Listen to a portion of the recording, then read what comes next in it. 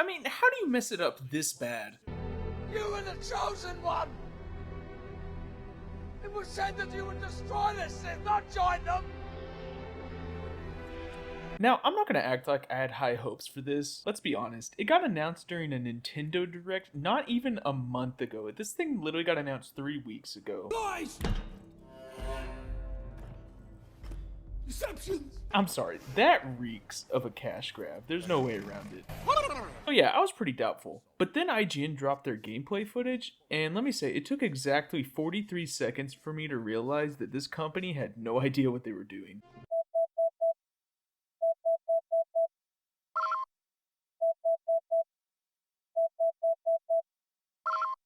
Are you alright? What's wrong? I felt a great disturbance in the Force. They changed the loading screen sound. Everyone knows it's supposed to go like this.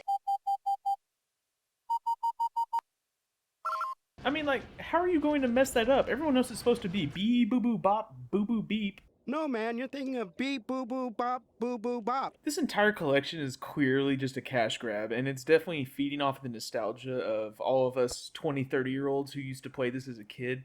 So, like, why would you change things that give us nostalgia? Objective complete, alright? It's gonna do the cool beep sound. Ew! I know these are all minor things, but if your goal is to just repackage 2 games, barely change them, but, you know, add a few things that seem kind of nice, like, you know, 64-person working multiplayer, then you need to make it otherwise seem worth it. And you don't do that by changing things that people love from past games. Instead, what we get at launch is the one thing that would distinguish it from the versions of the games that are already on Steam, the multiplayer. It doesn't work. 3 servers total for 10,000 people at launch. With 1 million more well on the way. You're locked at 30 frames per second if you're the host. The controller support is just janky as all get out. And you're supposed to pay $35 for this. And now you're probably like, well, I mean, you know, that's a pretty good deal. 2 old games that I used to play and it's only $35. You can buy Battlefront 1 and Battlefront 2 separately on Steam for cheaper. You can buy Battlefront 1, Battlefront 2. You can buy EA Battlefront 1, Battlefront 2. All 4 of them right now at this moment for less than the Battlefront Classic Collection. And also, why is this game 50 gigabytes? I'm actually, my mind is blown. How are these 2 old games 50 gigabytes? If you take these separate games from the store page, it's 7.1 gigabytes total. Where did all the extra gigabytes come from? I don't get it. I am so upset about this, and I actually didn't even buy it. I'm like reviewing the game without even buying it. Like, I don't, is that ethical? I don't know.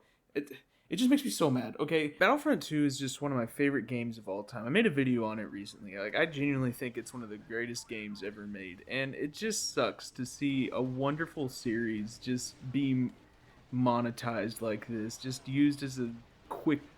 just used as an excuse to make a quick buck.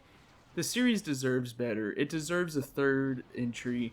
But instead, we get whatever this is. My recommendation, buy the separate titles, Battlefront 1 by itself, Battlefront 2 by itself. Buy them on Steam before they inevitably get taken off. I wouldn't be surprised if they do that. The modding community has put more work into Battlefront 2 than Asper did into the Classic Collection.